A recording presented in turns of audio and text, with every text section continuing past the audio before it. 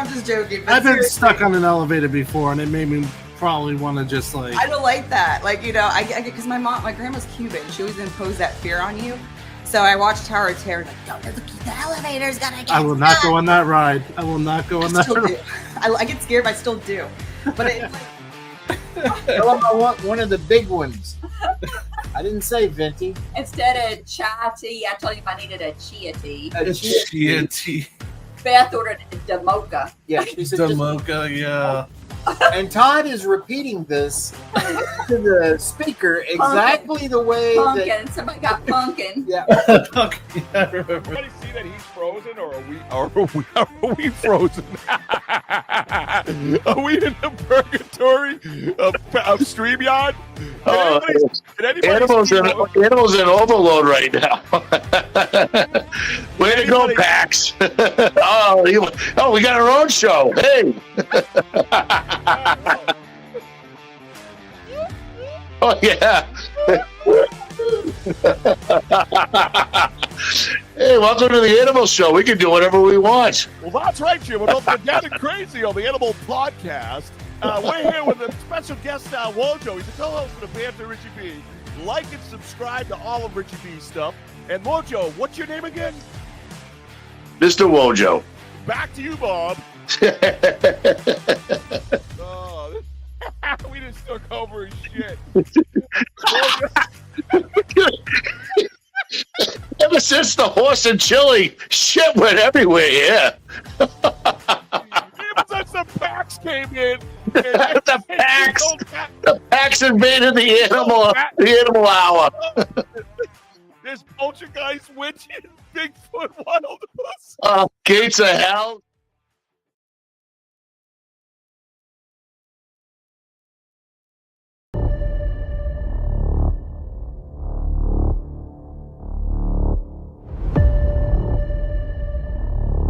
We are not alone in this world.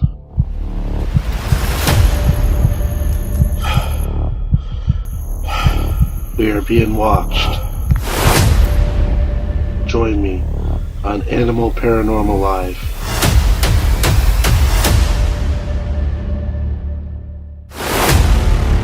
Hey, this is the ghost host Sophia Temporelli, and you are watching the Animal Podcast Show.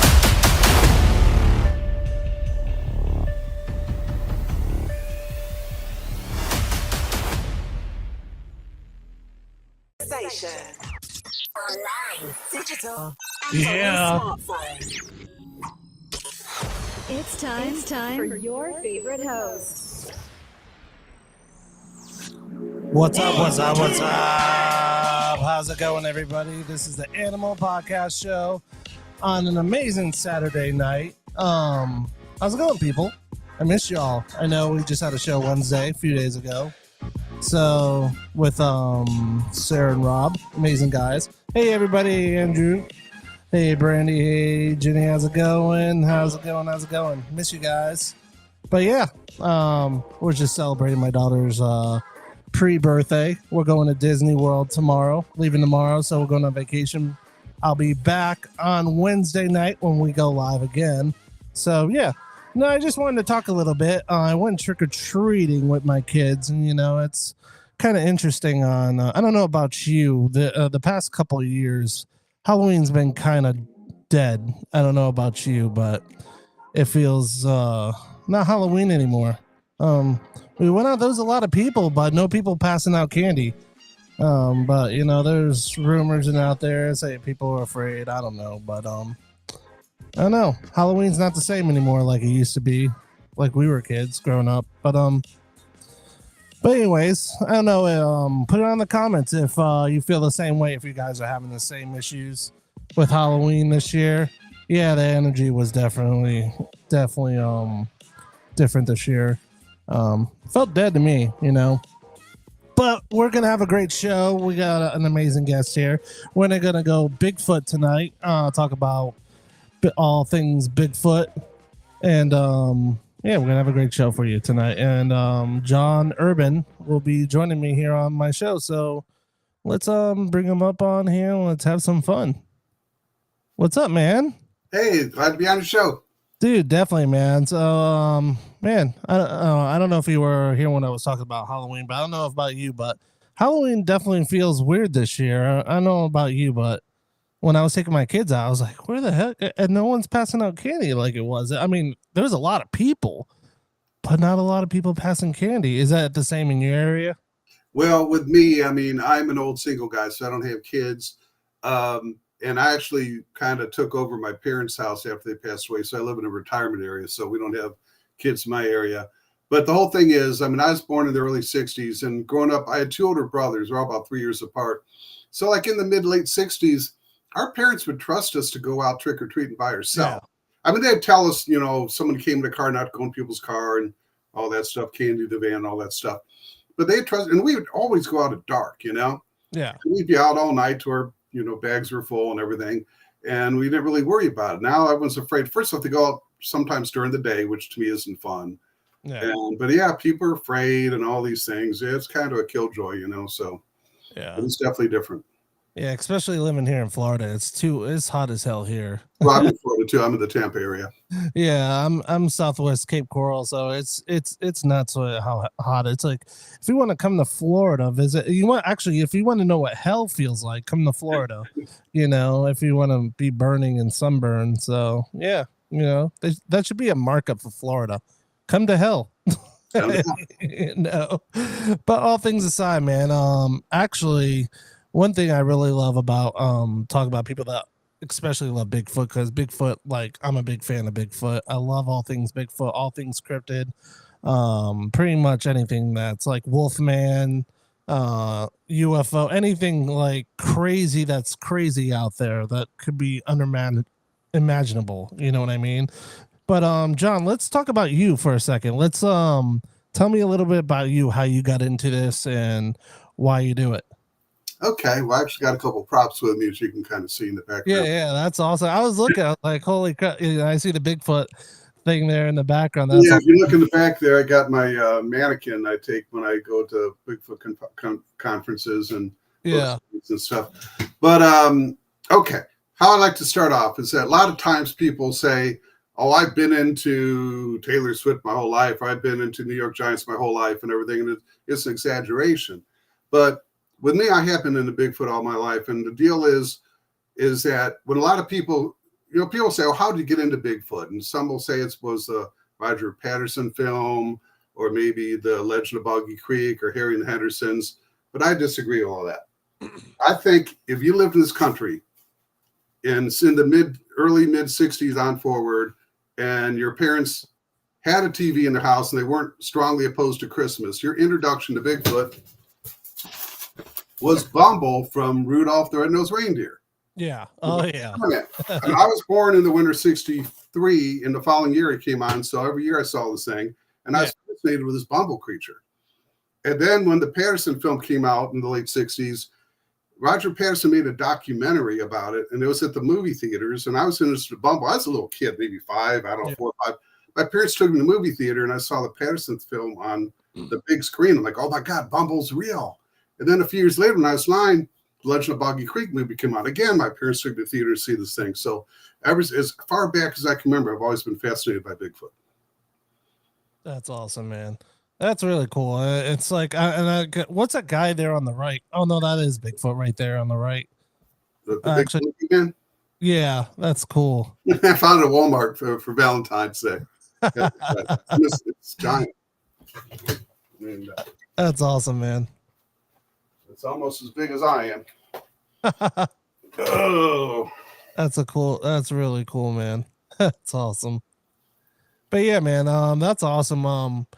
Let me ask you this. Like, you say, oh, you were also an author too. Yeah.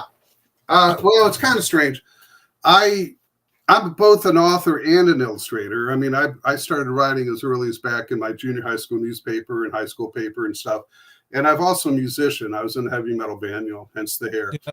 And I was a band in the 80s. I was in a band called Brat that never made it. We had a record out on a small independent label, but we had some major labels interested in us. We came closer than a lot of bands did, but of course, you know, never happened. But yeah, it's like I've always kind of been torn between writing and being an artist, because I actually went to school. I got a degree in commercial art. And I got into character art. You're here living in Tampa, we got Busch Gardens. I was a character artist at Busch Gardens for many years, from like 60. No, I'm sorry, not 60. Since 1999 till a few years ago. Yeah. So you mentioned about werewolves. My first book was called Ward the Wolf Boy. It's kind of like a story about a young boy that finds out he's a werewolf. Oh, that's awesome. Yeah, it's kind of like a Harry Potter type book. Yeah. But a few years ago, I started doing illustrations of Bigfoot, and I was on several Bigfoot Facebook pages. I was posting these pictures of Bigfoot, and I started getting like 100 likes and stuff, because being a character artist, I mean, I'm good at line art and drawing whimsical things. Yeah. And people start saying, hey, you should make a Bigfoot coloring book, So I'm like, sounds like a good idea. Yeah. I almost didn't, because I looked on Amazon. There's like 30 Bigfoot books, coloring books, that is, I should say.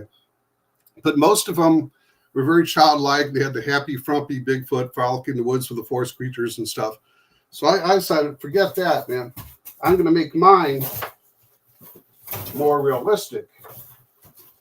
And because Bigfoot are these giant, big, powerful, muscular creatures, so I had mine looking all muscular and kind of scary and stuff. This is my version of Legend of Boggy Creek. That's awesome. So I made my coloring book. This is excuse me. So I don't know if you can see this, but my first book is called Famous Bigfoot and Yeti Encounters Coloring Book. And it's on Amazon.com.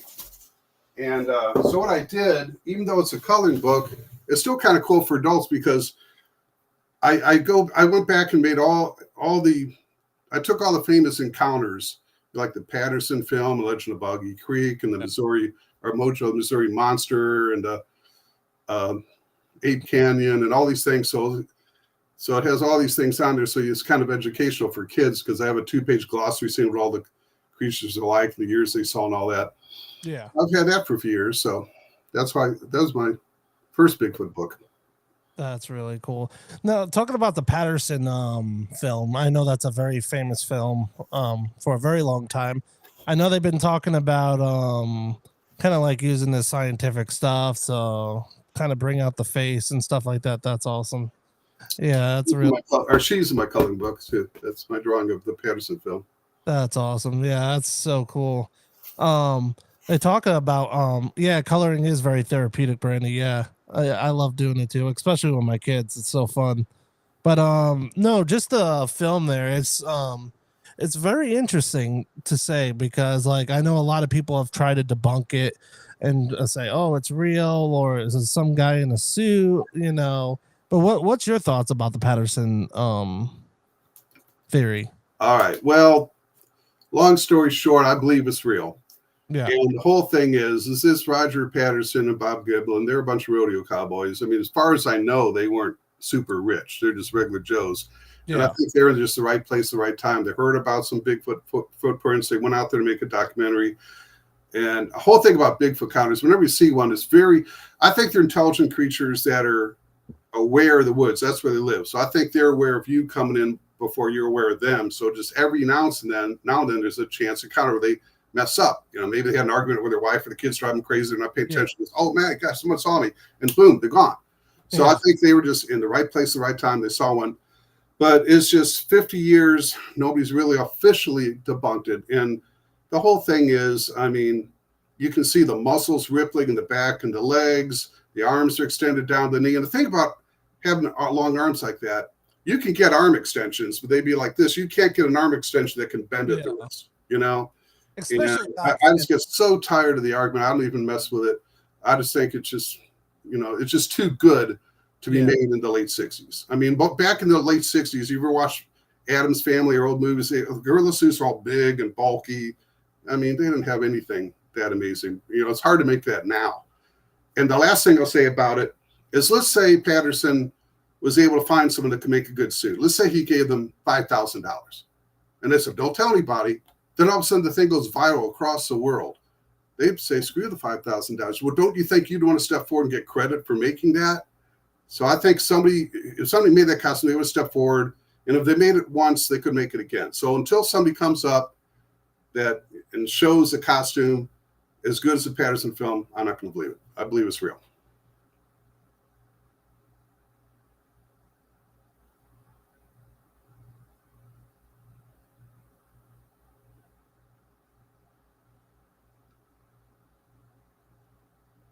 Did I lose you? Oh, goodness. Roll.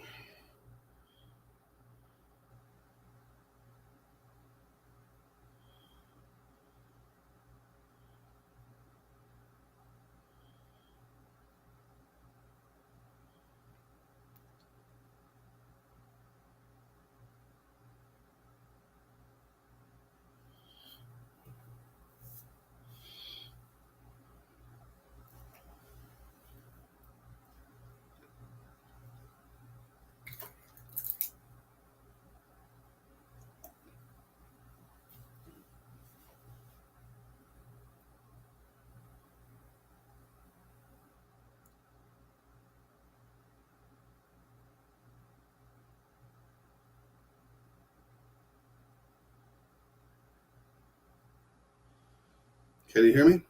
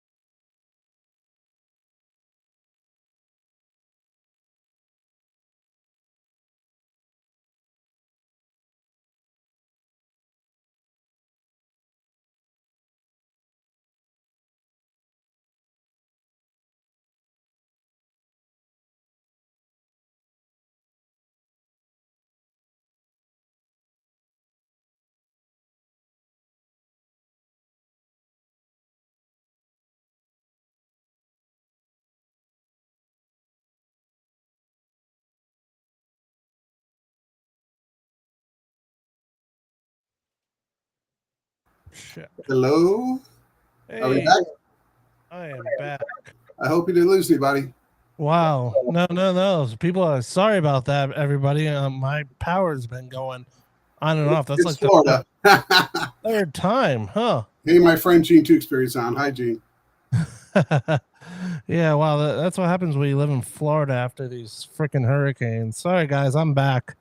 Yeah, back, and hopefully, let's hope that doesn't happen again because that's annoying. Yeah, it's just going great. Yeah, Anyway, we're just covering about. I mean, I believe that if somebody had been able to make that costume for the past film, like I said, after going viral, they might have had a contract or a shake say, "Hey, I'll pay you $5,000 not to, say whatever." But I think once it went around the world, whoever made it would have wanted to get credit for it. They would step forward. yeah. And like as soon as that one guy, said it was the costume was a joke, and so I believe it's real. Yeah. And if by the way, before I ask another question, if anybody has questions for famous John, please ask away. And I know Damien will, and I know I have a bunch of amazing guests on amazing people here that I totally love and support. So definitely ask some crazy amazing questions. But anyways, let's go back to Bigfoot before the power does go out again. Let's hope that doesn't happen again. But no, it's pretty interesting, pretty compelling because I don't think like back in the day like they had technology like that, especially I mean they probably had something but nothing close to what, in that magnitude. So I believe it's real too. Also there's another out there that people have been trying to debunk, and you should know this because you're in Florida. The very famous Florida skunk ape. Of course. There's also a film out there that in the Everglades, Bigfoot has been walking through the brushy water and tall grass. What's your thoughts about that? Okay. Well, let's see here. So are you talking about like in the Everglades? Yeah. Okay, let's see here. Give me 1 second.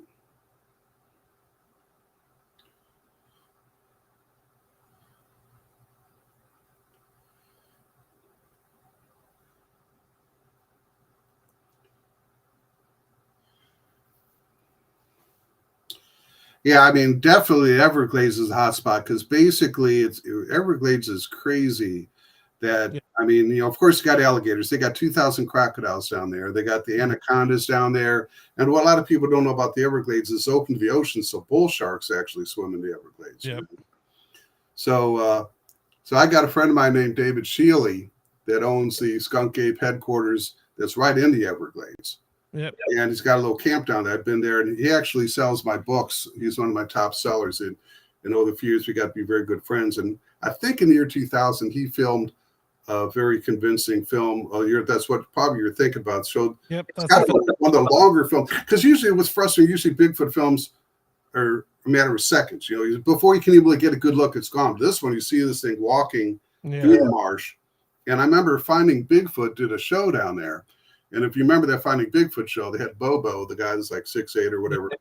And they would always have him do the size estimates where he'd go where it was and they could kind of do a size comparison. And he wouldn't even go in the marsh because they had alligators and not rattlesnake, but water moccasins and all these things and stuff. And you're walking through, all this thick water and marsh and everything. So I believe it's true. I mean, this David Shealy guy, I've gotten to be good friends with him. Yeah. He says it's true. I trust him. And so I definitely think that's true. Yeah, especially they just did an episode on Expedition X just recently. I don't know if anybody has caught that with Josh Gates and stuff and his team. They were just out in the Everglades and they did a back-to-back sequence of them running through the marsh. Yeah, I saw that. And they couldn't even. Did I lose you again?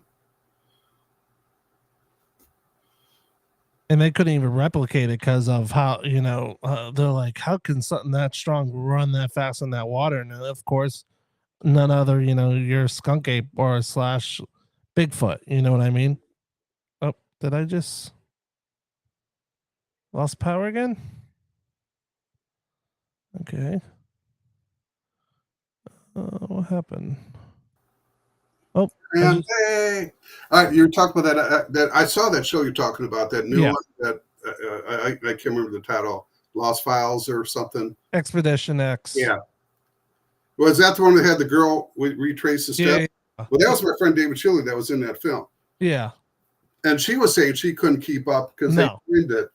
And and she was trying. She couldn't even run like even a couple of minutes. She said it was so hard to run through that marsh. And then, how can you replicate something that's big, that could run something? Wearing a orangutan suit, Yeah. That's what kind of bothers me. That particular film, my friend David Shealy, he, gets a lot of flack. Everyone's real quick to say, oh, it's a costume. It's a costume, But like you said, this is the Florida Everglades. And the two things about Bigfoot that a lot of people say, first off, they're very fast. Yeah. And when they walk, they're almost graceful. But also they have the long strides because they got, they're 7, 8, 9 feet tall. You usually people say they can clear a road in 2 or 3 strides, So yeah, I mean, that's to me, gave a little bit of credibility to that film. Yeah, that's awesome. Damien asks, how do you feel you would react if you came face to face with Sassy out in the woods? Well, I would love to see one, but it just depends because normally Bigfoot, I don't think they're normally aggressive. I think they just want to stay away. Usually in almost 9 out of 10 encounters, they walk away from you. So it'd be awesome to see one, but they're such unpredictable creatures. Because what I always tell people is, let's say you're in the woods and you saw a silverback gorilla. Gorillas are normally, not aggressive either, but you saw a gorilla. Now, gorillas are like 6 times stronger than a person. So I'd be terrified to see a gorilla in the woods. But you got to figure the average gorilla is just barely over 5 foot, 5'2", something like that. So if you'd be scared of seeing a gorilla, imagine you went back to the woods next week, you saw some creature that's roughly twice as big as a gorilla, that's faster, and it's unpredictable. I mean, the whole thing is, it'd be cool to see one far away, but one up close, I think if a Bigfoot wanted to catch you, he could catch you. So it'd be scary. I mean, I'd love to see one, but a lot of people are terrified when they see them. Sometimes people even have PTSD type syndromes. They see these Bigfoot, and a lot of avid hunters and hikers won't go back to the woods for years, sometimes ever. People move away from their houses, so it can be scary. Oh, goodness.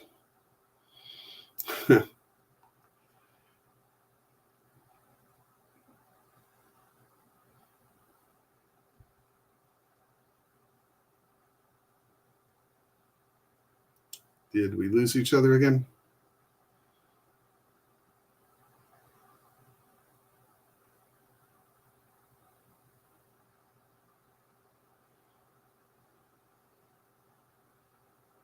Hello. How can I even make a comment?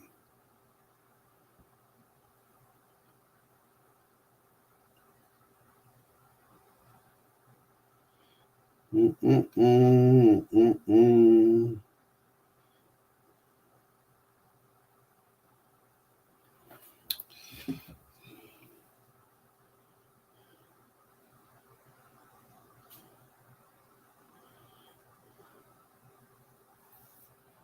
Well, goodness.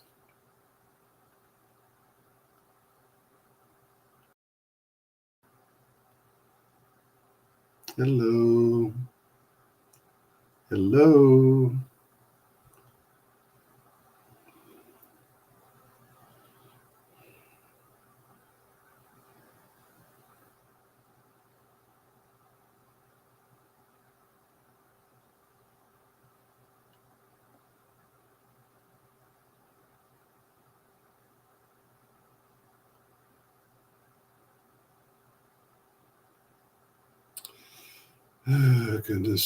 Goodness.